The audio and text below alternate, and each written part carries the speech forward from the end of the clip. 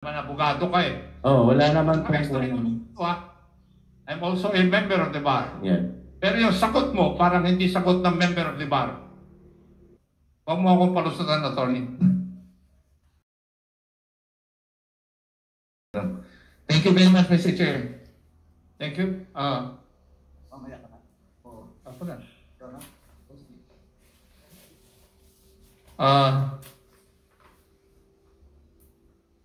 Mayor, ano po ang nagbunsod sa inyo para gawin itong project na ito? Bakit sabay-sabay? At bakit yung tatlo lang? Pardon, Your Honor. Pardon, Your Honor. Ano po yung nagbunsod? O ano po yung napunta sa isip ninyo na gawin itong tatlong project na ito ng sabay-sabay? Kayo lang po ba nag-isip nito o may kasama po kayo? Actually, Your Honor, kinakita ko, Your Honor, na kailangan talaga ng City of Silay ang mga proyekto na ito, Your Honor. Una-una, ang public market, Your Honor, sira-sira na at napaka-delikado sa mga tao, Your Honor. And then ang City College, yun din, Your Honor,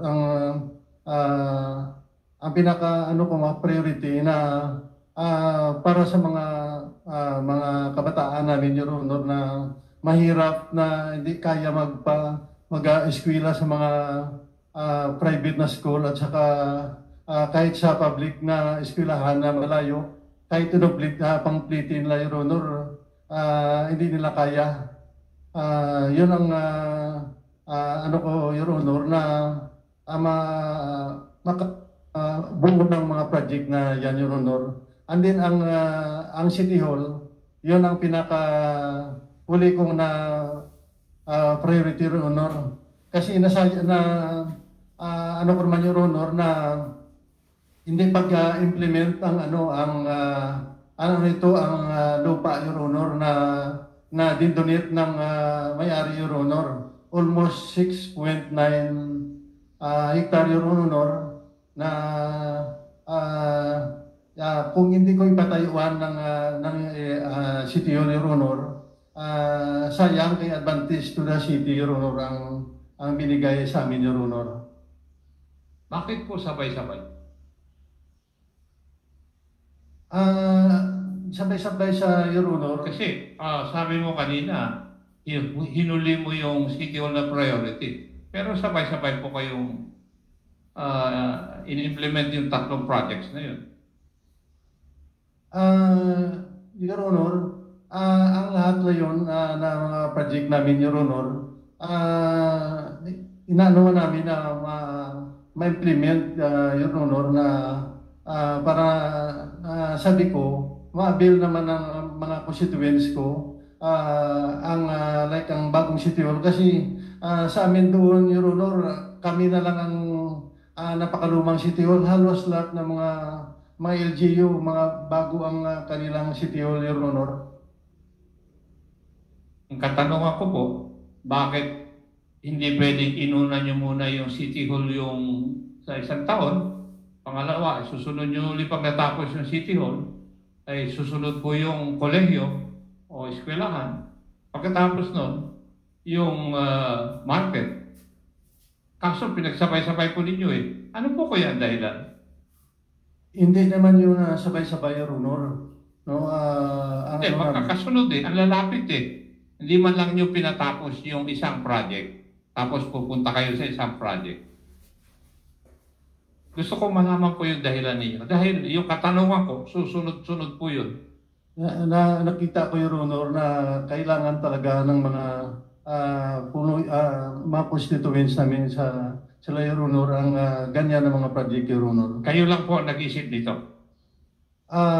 Naano ko din, Your Honor, sa mga constituents ko, na parang gusto din nila na ang city namin, Your Honor, ma-develop, Your Honor. Kasi third class city lang kami, Your Honor eh. Hindi ko po, ang pagtatanong ko po, it's regardless of the class of your city. Ang tinatanong ko ay kung nasa ayos po lahat. ang rason kung bakit kayo pumasok dito sa mga projects na ito. Yun po yung akin. Hindi ko po iniintindi kung first, second, third, or hanggang 6th class municipality. Ang tinitignan ko po yung logic kung bakit pumasok kayo dito sa project na ito. Now, yung mga yung Legislative Council ng syudad, bakit po kayo pumayag na ibigay kay Mayor yung kapangyarihan na makipag-loan sa Land Bank of the Philippines ng ganito kalaking halaga? Pwede ko bang malaman? Sino po ang sasagot sa konseho?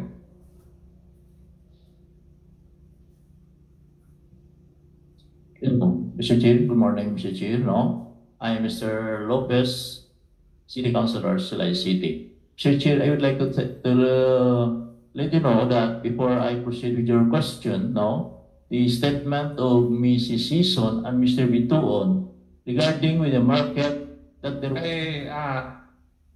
Tapos na po yung pagtatanong sa kanila. Hindi po sila. Yes, I would like to let you know, Mr. No, Chair. I'm asking the question. I asked Ba't yung mo yung tanong ko?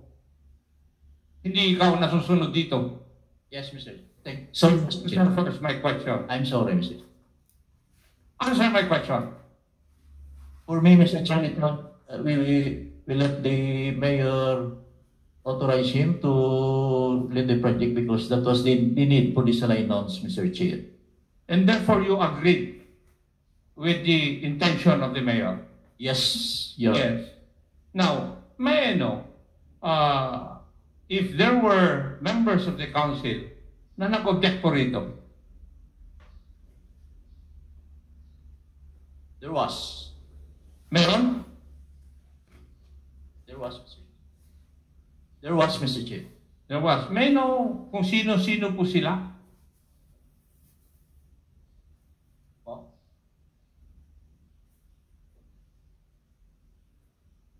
Meron po?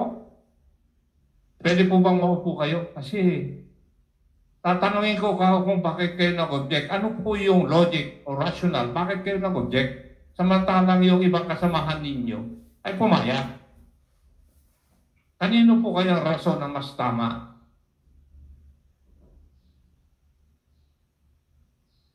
Nag-oath na po ba kayo? Yes.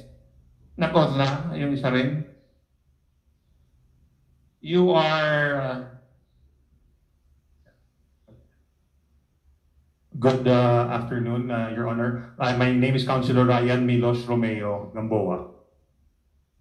Councilor Ryan? Okay. And I'm Councilor Maximo Avilona. Good afternoon, Your Honor. Kayo po ba ang nag-object doon sa plano ni Mayor? Pwede po bang malaman ano po ang dahilan kung bakit po kayo nag-object doon po sa plano? Humiwalay po kayo sa inyong mga kasamaan sa konseho? Thank you, Your Honor.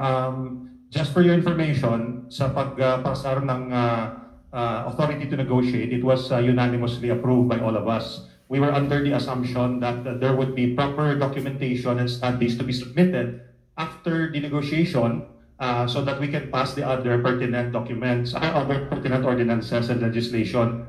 However, nung pinasok na yung endorsement for authority to borrow, yung borrowing ordinance, wala sila masyadong supporting documents, tsaka yung mga tanong namin hindi nila masagot. So for that reason, mainly, nag-object ako, Mr. Chair, Your Honor. On our part, Your Honor, during the final process, I did not see any floor plans or feasibility studies presented to the SP. So for me, it was lack of a document, so Wala po kayo nakitang feasibility no study? floor plan, no feasibility study. Mayor, hindi nyo po ba pinakita yung sinasabi ninyong plano doon sa konseho? Sinabi nyo kanina may plano kayo, may feasibility study. Di po ba? Tinanong ko pa kanina, winarningan ko po kayo. Di ba na meron kayong plano? Tama? Yes, Your Honor. Yes. Ngayon, sinasabi ni Consejal Habilona sir, na wala kang prinisinta sa kanila na feasibility study, kaya sila nag-object. Doon po ba sa inyo, wala po ba kayong binigay sa presiding officer ng Sangguniang na ipakita yung inyong feasibility study? Wala? Wala ba? Your Honor, kung i-allow mo, Your Honor, si legal officer namin yung kung maaari makasagot, Your Honor. I do not know the reason why tinuturo nyo sa legal officer when he does not attend the proceedings of the Sangguniang Panunsod. Do you attend?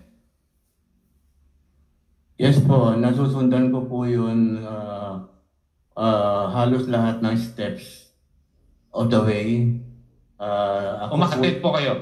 Yes po, yes po. Now, Baka po pwedeng i-explain ko po. hindi. Hindi ko po hinihingi yung explanation ninyo eh. Ako po ngayon ang may panahon ng pagtatanong. Opo, sige po. Kung nakita ko ninyo, nagantay po ako ng aking panahon. Di po ba? Nagantay po ako ng aking panahon, di ako nagtatanong kanina. Kaya, sagutin po niyo yung tanong ko na ipresenta niyo ba sa konseho yung plano, buong plano ng mga programang ito. Oh, kasi ikaw ang tinuro ni Mayor eh. Opo, ganito po yan eh. Bago po kami mag-loan, attorney. Opo. Yung tanong ko po kasagutan lang po yes or no. Naipresenta po, wala pa pong naipresenta kasi hindi pa po kailangan yon. Nung meron ng authority. So, hindi po nyo naipresenta? Wala pa po kasi wala pang authority po. So, noong pinag-uusapan ito ng konseho na bibigyan ng kapangyarihan yung inyong punong lungsod para makipag-usap sa mga bangko para mag-loan, wala po kayong ipinakita sa kanila na plano? Wala pa po during that time. Wala. pa po. Totoo po yun. Yung mga konsyal na umayon, mga konsyal na hindi umayon. Totoo na wala. Bakit kayo umayon?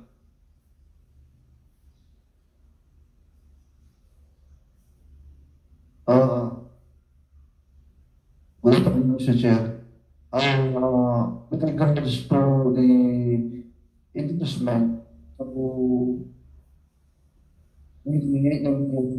to authorize him to sign with the winning bidder, ang provided lang sa amin sa the whole council, Mr. Chair. Sandali.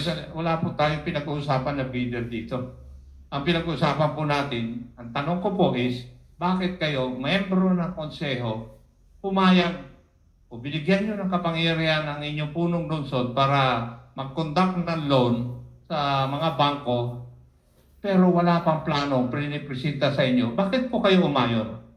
Mr. Chair, if you may, during the borrowing ordinance, wala binisenta during the application ordinance na may pera na i-earmark na para sa project, wala rin. Wala pa rin. Wala pa rin. The next stage would be the giving the authority, nag-bidding sila. Nag-bidding na. After the appropriation, ordinance would be the procurement process, Mr. Chair. No procurement process, saka lang prinisinta. Sa Ano? sa mga members ng board, Mr. Chair. Sa amin sa council, hindi, Mr. Sa Chair. inyo, wala. Wala, Mr. Chair. O, yun nga ang pinagtataka ko. Bakit po kayo umayon na hindi nyo nakikita yung buong plano? Para makita sana ninyo kung nasa tama o mali. May answer, Mr. Chair. Yeah, I'm asking you. This program, Mr. Chair, is only the resolution and the notice of award.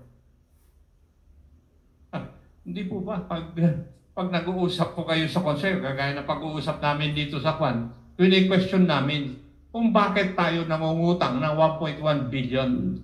Hindi nyo tinanong? Hindi nyo man lang hinanap para saan to? Anong plano?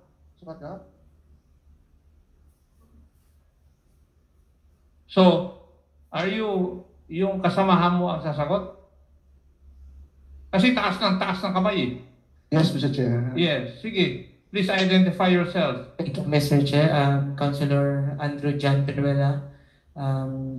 Mr. Chair, first, the supporting documents on giving authority to Mayor Judith Gallego to enter into sign and negotiate to Land Bank and the DBP, totaling to 1.4 billion. Ang naka-attach doon is yung borrowing capacity and loan offer po ng bangko. Kaya nga po, ang tinatanong ko hindi man lang ninyo hiningi o para ipresenta sa inyo yung buong plano kung bakit kayo nanghihiram ng 1.4 billion. Hindi po ba? Hindi ba dapat malaman ninyo para malaman nyo kung tama nga na o sige, manghiram tayo dahil maganda yung plano? Hindi nyo man lang tinanong yun? In addition, Mr. Chair, hindi nga. Sagutin mo muna yung tanong ko. Hindi nyo tinanong. Hindi mo sinasagot yung katanungan ko, umiiwas ka.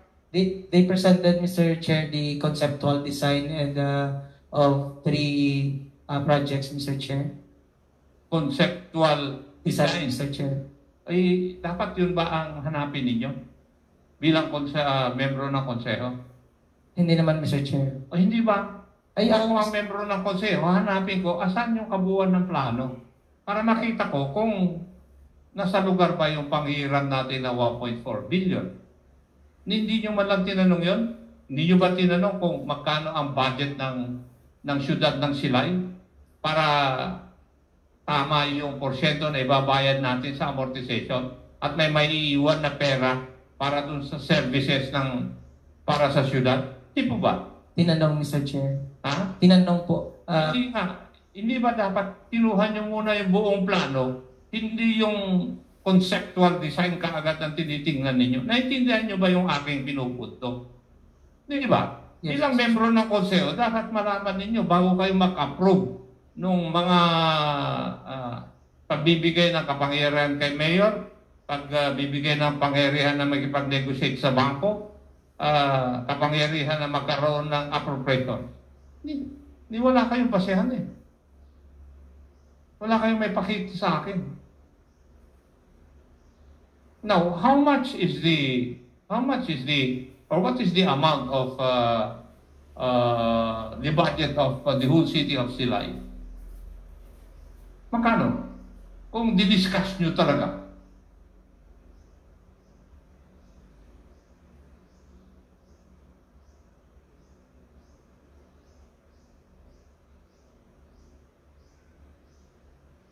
While looking for the answer, may the Chair acknowledge the presence of the Honorable Sergio Dagook, representing APEC Party List. Magandang tanghali po. Masasagot niyo ba ako? Dapat alam nyo yan. Bakit? Dahil nasa batas na nakatrig kung kano lang ang pwede nyong hihiramin. Under the Local Government Code. Sige nga. Mr. Chair, yung NTA namin or ERA is 1,073,000,000. 1 billion. 1,073,000,000. 1B.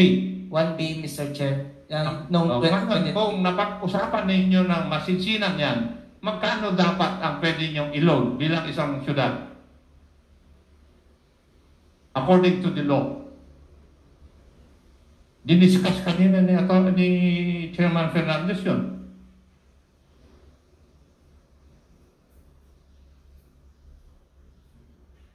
Hindi nyo alam kasi hindi nyo pinag-usapan ng masinsinan. Kasi hindi nyo tinitignan yung aspeto na pwedeng yung inyong budget pwedeng bayaran yung amortization na naaayon sa ating mga batas. Di ba? Hindi ba? Pursuant to the Local Government Code, 20% lang ng inyong kita ng budget ang pwede nyong hiramin. Now, did you consider that? Yes, Mr. Chair. Yes, magkano dapat ang pwede nyong hiramin with your budget? Actually, Mr. Chair, Hindi, sagutin mo muna ako kasi doon ko makikita kung pinag-aralan nyo talaga ng todo-todo. Kasi ako, napag-aralan ko yan, alam ko. Huwag ka magsinungaling dito, Kamsiyal. hindi ako nagsinungaling, Oo. Mr. Chair. Alam mo ba? Yes or no? Doon pa lang, investigador ako dati. Doon pa lang sa inyong pagtubili. Alam ko nang hindi mo alam. Ayaw mo nang aminin eh. Pwede, wala namang masama kung sabihin mo hindi ko alam ngayon. Di ba? Now, how much is 20% of your budget, which is allowed by law, na pwede niyong hiramin?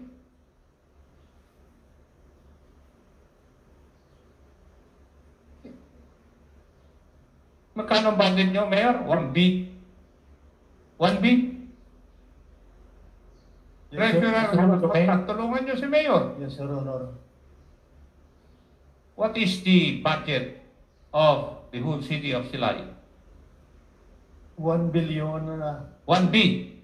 Now, 20% of that is how much? Hindi ba yun lang dapat ang authorized ninyong hiramin? Di ba? Tapos ngayon, manghihirang kayo ng 1.4 billion. Ang susunod, sige, taas ka ng taas na kamay, sige. Mr. Chair, I am Councilor Mike Malabilia. Mr. Chair, during the deliberation of the council, we invited Land Bank and DPP to present to us their loan proposal. Ay, hindi nyo sinasagot yung issue na nire-raise ko. Legal yung aking nire-raise. Naintindihan nyo ba? Na yung ginawa ninyo not in accordance with law? Naintindihan mo ba ko siya?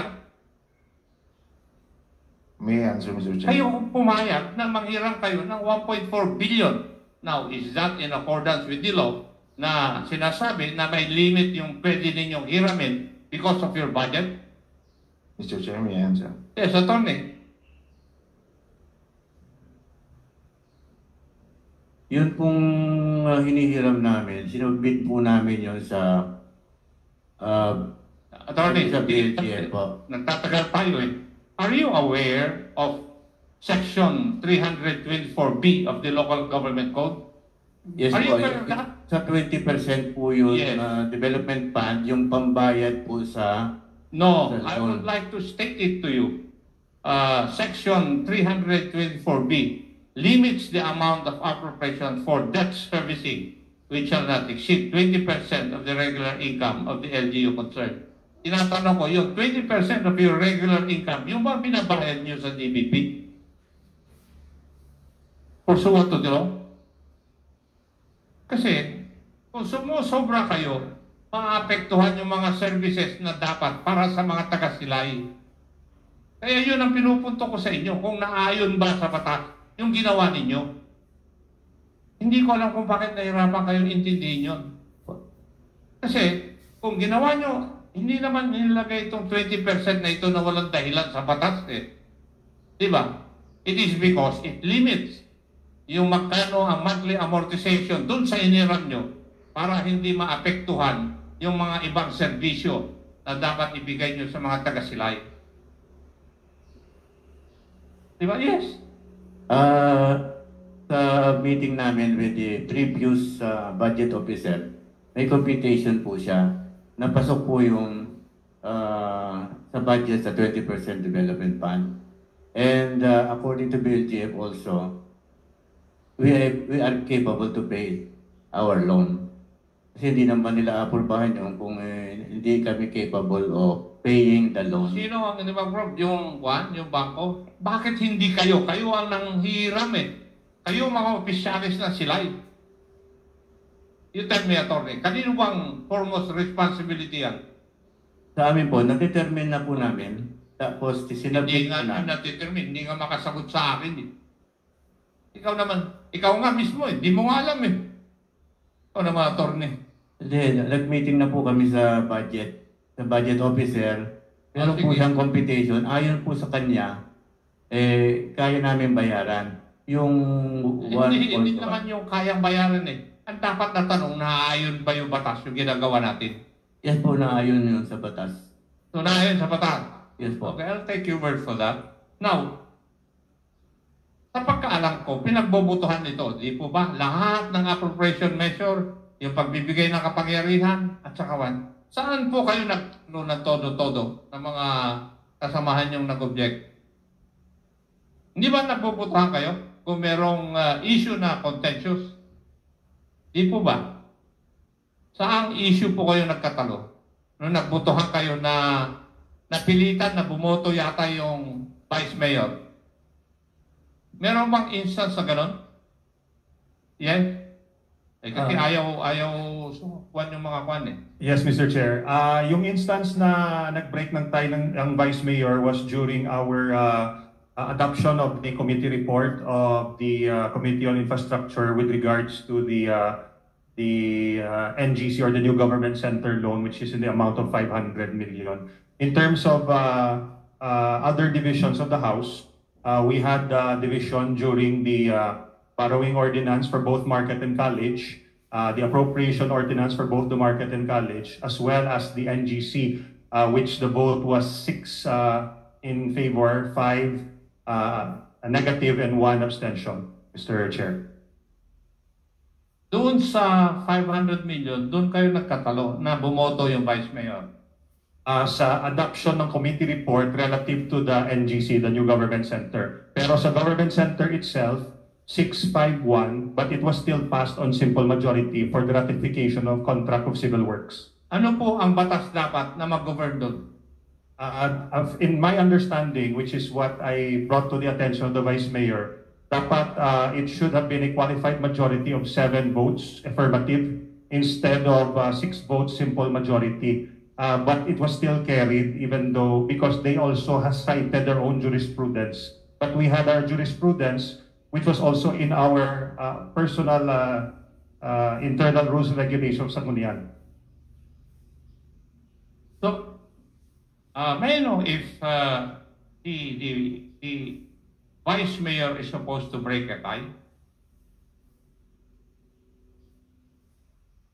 Mr. Chair, for the 651 vote, there's no tie, so no need to break the tie. But for the 6-6 tie on the adoption of the committee report, the Vice Mayor was forced to break the tie. And he voted in affirmative of the adoption of the committee report.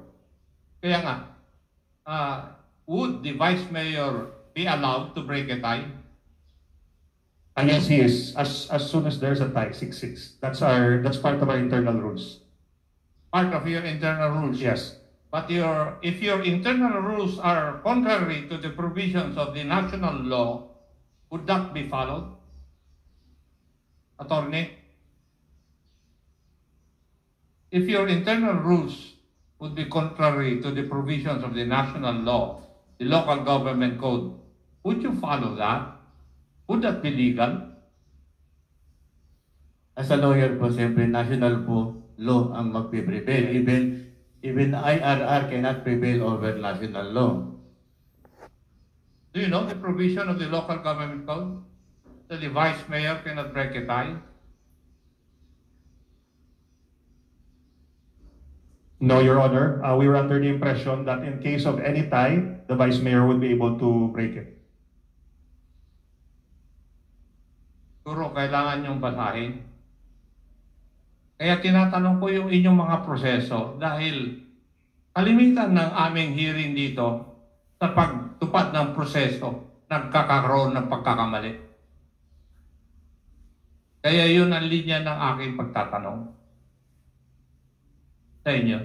Maybe for your information and education, para sa susunod, hindi na po nyo gagawin.